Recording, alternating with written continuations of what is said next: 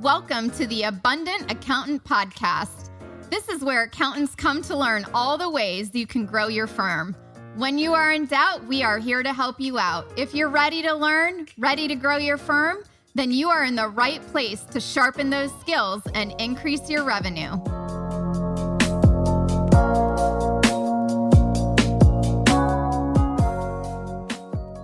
Welcome to the Abundant Accountant Podcast. It is an honor to be here, and it's one of my favorite subjects today, actually. Today is all about how to create an award-winning, not just a winning, but an award-winning elevator pitch. And if you are an accountant, this is probably something maybe you haven't really thought of that often. And I frequently heard from a lot of accountants that confess that they feel they don't know how to give a good elevator pitch that actually draws attention from somebody. Not one that, turns somebody off, or have you ever been to a networking event and it just totally sucks because everything you keep saying, people don't come and attract to you, like having that abundant life, right? Or abundant firm. But it actually has people like moving away from you and not wanting to talk to you. So if you've ever felt that way, we will be discussing that today right here. And I completely get it because I can understand that even writing a good elevator pitch is very difficult. And I think it was difficult for me too. It's like when someone asks you, what do? How do you say it in the right way where it's engaging to someone else? So in today's episode, I will give you the 5 steps for creating an award-winning elevator pitch for your accounting firm. So when you go out and network, you know exactly how to talk to people to attract the right clients to grow the firm of abundance that you're looking to grow. So that is what's on deck today. And I always like to say this: if someone has a problem and you have the solution to help them with that problem, and you don't really sell your solution because you're a little scared or fearful or afraid, you do need to share it because you're actually doing those people disservice when we don't share it. And I believe that's the same with our elevator pitch. Like when people ask me, Michelle, what is it that you do? I share it freely and openly because I truly love helping all of my accountants like you, each of you listening right now. I love it. It's so much fun. I love seeing the transformation and the growth. And I truly believe that if you have the solution to help your clients with whatever it may be, saving money in tax, saving money in their business, helping them create more cash flow in their business by all of the knowledge that you have, then this is really, really, really important. So step number one to making this all happen is you have to know the foundation of your pitch. So one thing you can write down right now is, why do you do what you do? Yeah. What do you do and why do you do what you do? Those are 2 crucial questions to make sure and ask yourself. What do you do and why do you do it? What is your firm all about? Are you focused on tax planning work? Are you focused on helping businesses with their bookkeeping and accounting? Are you focused on providing CFO services? Really, what is it that you do and what is it all about? And why is it your personal mission? So I've talked to probably a couple hundred of you one-on-one, and you know who you are. And I know a lot of your missions are to help your clients, right? Like you have a deep passion for helping clients. And to be honest, I think any entrepreneur, solopreneur, business owner really wants to help their clients. So when you have your elevator pitch, or in the Pitch Queen Empire, I do like to call it the brand shake, because when you are shaking someone's hand, you're representing your own brand. Ooh, that rhymed. When you're shaking someone's hand, you're representing your own brand. It's really important that you know what your personal mission is.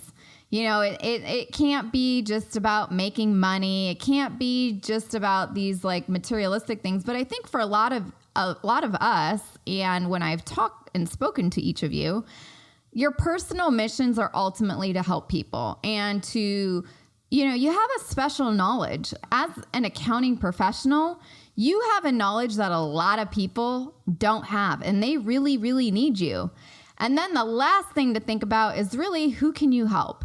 And this is a crucial step because you have to know who you can help, because the who is extremely important. I always say you can't be everything to everybody. And here at the Pitch Queen Empire, one of our main focal points is working with accountants, right? Some of you have probably had the thought about, how can I get paid more for what I'm worth?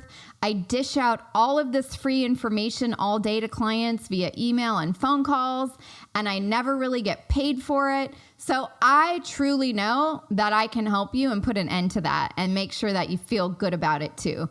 So that's really who I can help. So think about, who can you help? Today, actually, I was speaking to a new CPA I've never spoken to before, and his focus on who he can help are business owners.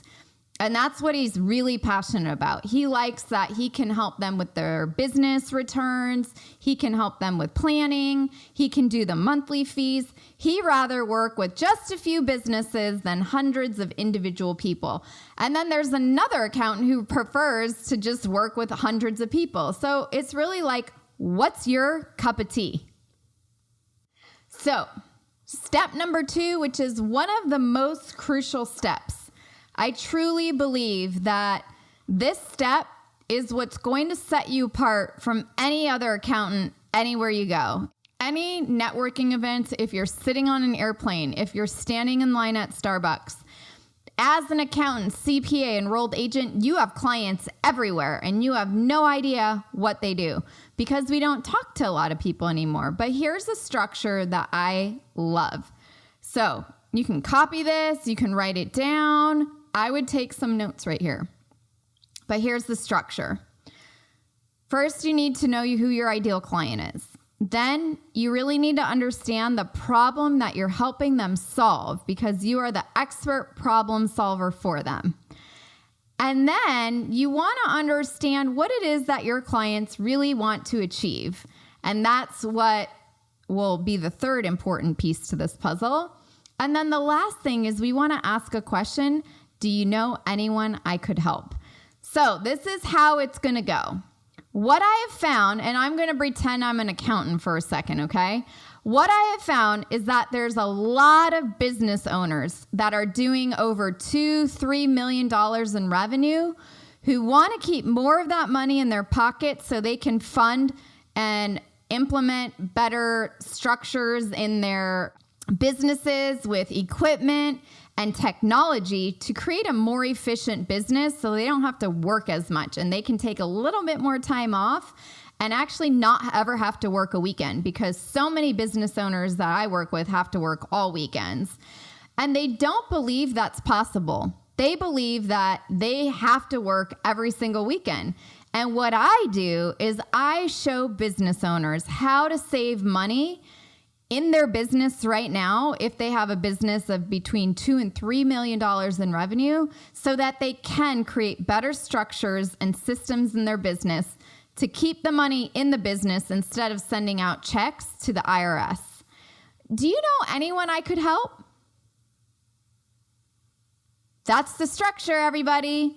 So what I invite each of you to do is write that out today, tonight, whenever you're listening. Write it out. So let me repeat the few things that you need to know. Number 1, who do you want to work with? And get as specific as possible. I was just having this discussion with one of the Pitch Queen interns on the intern team about needing to pick a super duper niche. And it's more important if you have a newer firm, if you're kind of just starting out and you're getting your feet wet with clients. It's really bad news to start taking on any and every client. And my intern, she's not an accountant, but she is an aspiring entrepreneur, and she wants to start an online clothing store. So if you think about the businesses that you want to track, let's say it was an online clothing store, you would need to make sure, A, what's their revenue? Maybe B, what type of clothing do they have? C, do you want to work with a company that actually has inventory? I've spoken to a lot of accountants and they don't want to deal with anyone that has inventory, right? Because inventory can get a little bit chaotic at times. So if you don't like inventory, then that's not for you. But these are all the things to think about if you have a niche, and that's how you can figure out who your ideal client is. Also, you want to think about the problems that you help solve. One of my other students, I think I've talked about him here prior, but I'll bring him up again because it's a really great story. And he loved to make sure that his clients not only got their payroll taken care of, their 401k stuff, their financial service needs, their obviously compliance work, bookkeeping. He wanted to be what I call the hub and spoke. So being the hub and spoke, that means you have to have a solution for the full package for any new business client that you take on. So again, think about the problem that you solve. And then what will happen if they succeed to do that? Because what most people think is that they don't believe they can do it or it's not possible, right? So really think about what is it that you can make sure that they know they can succeed at. So in my example, if I can recall it correctly, they are able to use the money in their business to not make payments to the IRS and invest it in their technology and infrastructure to create a more efficient business. So the entrepreneurs, if that's an entrepreneurial business or small business, I should say, all businesses are entrepreneurial at the beginning, can not have to work on the weekends because maybe that person didn't believe that not working on the weekends was even possible. So again, this is just an example. You need to create it for yourself. And then lastly, you're going to share what you do. So what I do is blank. Share your solution. What it is that you do? What's the specifics that you help with? And do you know anyone I can help? And this is where people miss the boat all the time. You have to be willing to ask, do you know anyone I can help? And what I recommend too is this, and this is really funny.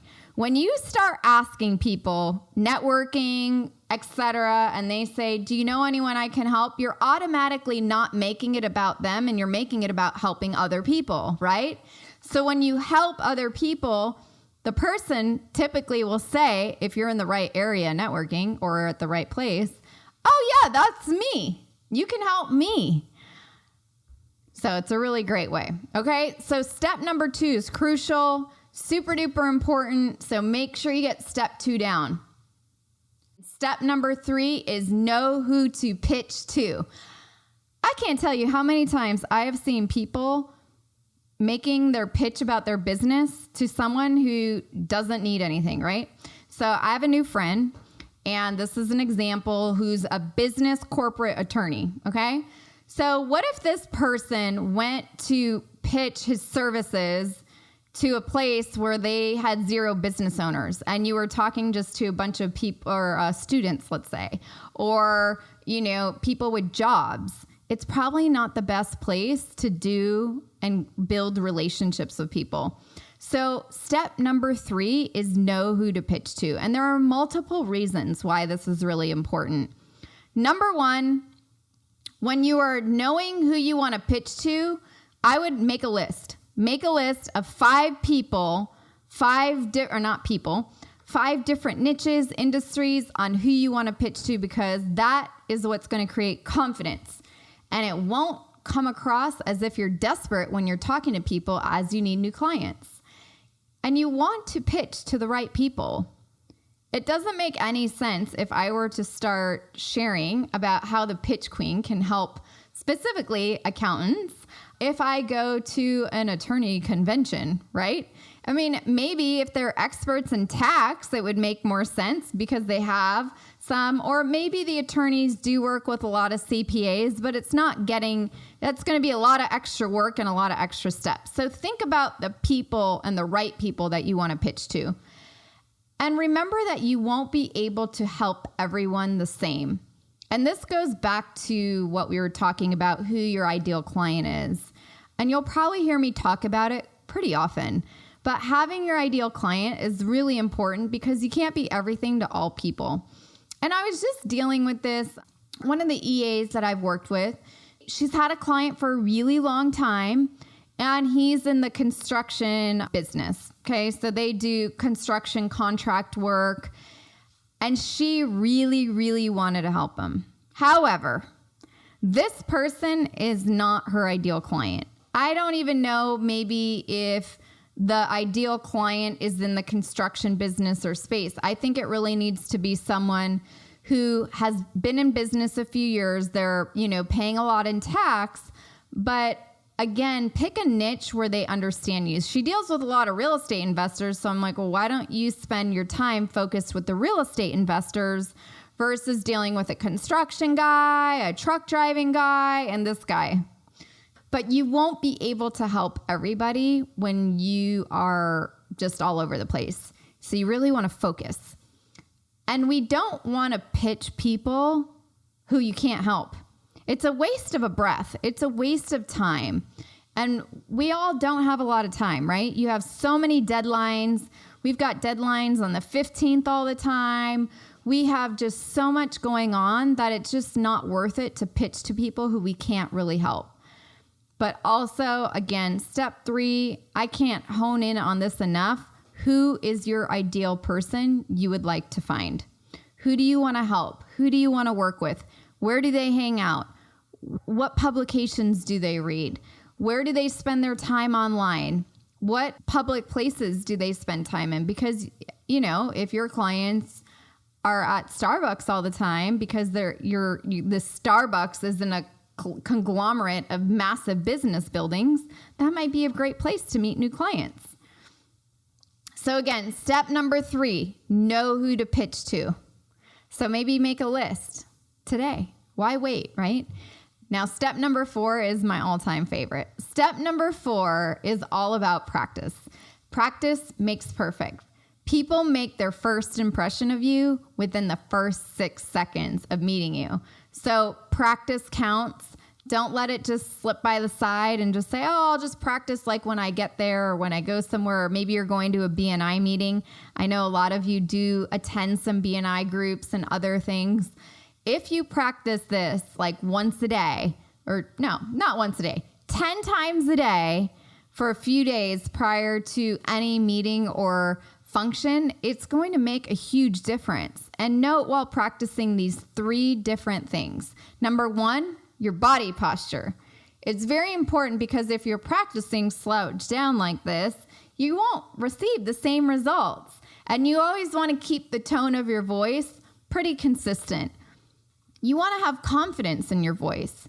You don't want to be too quiet, but you don't want to be too loud, okay? So think about the tone of your voice and also the speed of your voice. All extremely important. So that's step number 4. And guess what? We have step number 5 and a little bonus, because my bonus is the best thing. If you put it into action, it will be a game changer for your firm. Number 5 is follow up. This is where I see a lot of mistakes happen. A lot of people make the mistake of not following up. So take your prospects' numbers, emails, business cards, so you have the information. But within 1 day, I always like to do it on the first day, same day, if not next day, email them to make sure they remember you. You can even email your elevator pitch in an email. If you put it in a good structure, you can create an email out of this exact same thing. And really think about this. Focus on building a relationship with your potential client and not making a sale. Every single networking opportunity is about building a business relationship and not about getting a sale. When the business relationship is solid and you have that foundation, That is the foundation to a new client, which creates a new opportunity and sale. But think about the 5 steps, and the follow-up is really all about creating the business relationship. It's not about the sale. And here's my bonus tip. And I do this all the time. And for some of you who are listening today, you know it because you've heard me talk about it. Get a photo. What's the best example to give you? So I also host a podcast called Success Unfiltered. And I'm always looking for, it's more general entrepreneurs who have dealt with no's, who have dealt with rejections, and how they overcame them to get to their versions of success. Some are product-based businesses, some are service-based, some people are actors, comedians, performers. So there's a difference in my 2 shows. However, I go to different events where I network with different entrepreneurs and speakers. And one of the things that I do is I get their number. Everything I do, I'm teaching you right here today. But I get their number, I get their email, I say, hey, can we take a photo? So when I email you, I'll email you the photo of us and you can remember who I am. This little step has set me apart from so many other people. And I have interviewed amazing entrepreneurs. Some people you might recognize like Mel Robbins, who's an author, or Justin from Justin's Peanut Butter. And I was able to get a photo with Justin 5, 6, 7 years ago now. I can't even remember how long ago it was.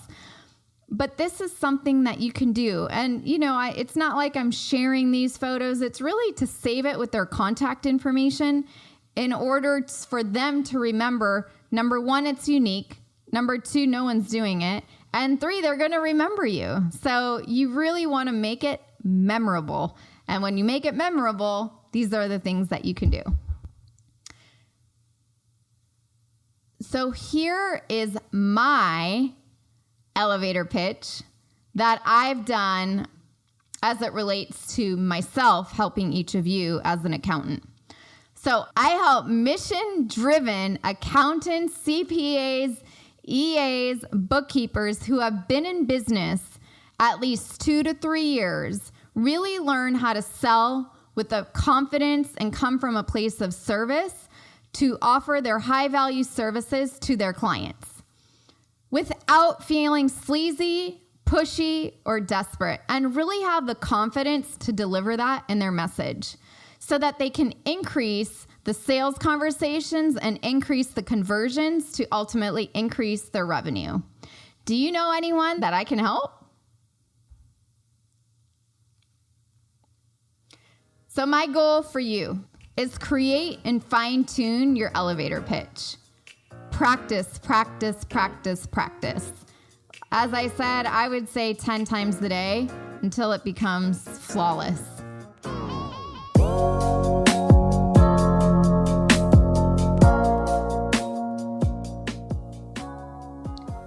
Thank you all so much for joining me here today on the Abundant Accountant podcast. It was an honor to have each of you listening. And if you have a quick second, I would be grateful if you could leave a review right here on iTunes and also subscribe to the show. I always love hearing from you. And one last thing before I let you go.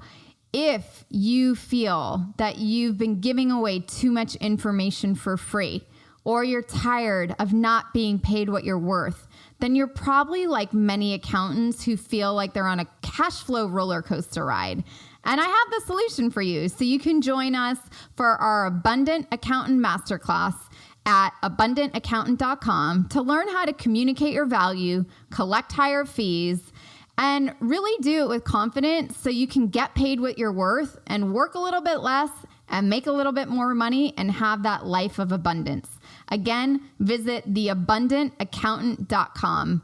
And thank you so much for listening and have an amazing day.